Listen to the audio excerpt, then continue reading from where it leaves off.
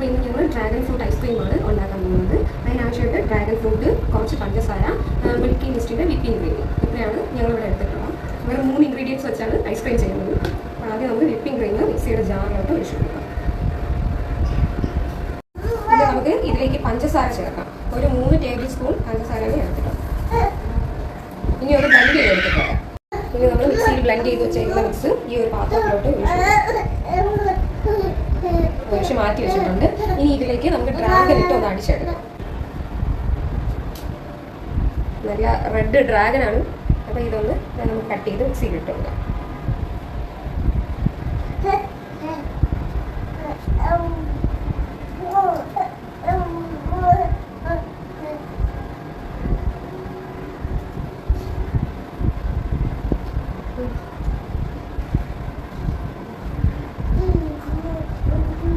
അടുത്ത ഡ്രാഗൺ കൂടെ കട്ട് ചെയ്തിടുവാണ്.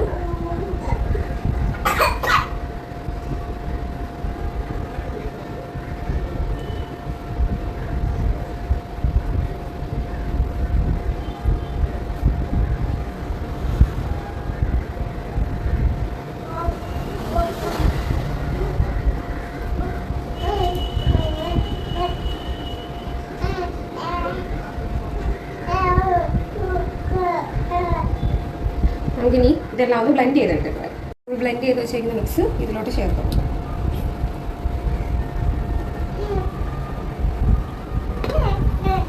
നന്നായിട്ട് ഇതൊന്ന് മിക്സ് ചെയ്തെടുക്കാം.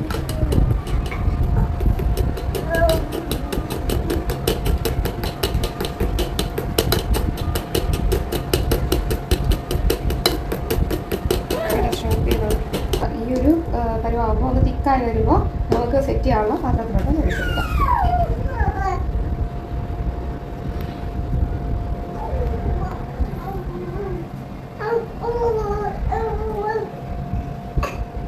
മുഴുവനായിട്ട് ഈ പാത്രത്തിൽ ഒഴിച്ചിട്ടുണ്ട്.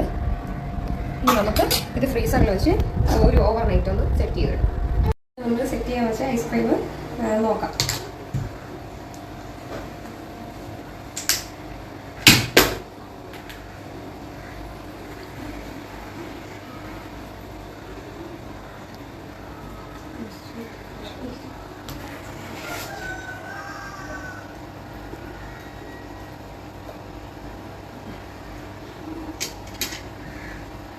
നമുക്കിത് ടേസ്റ്റ് ചെയ്ത് നോക്കാം.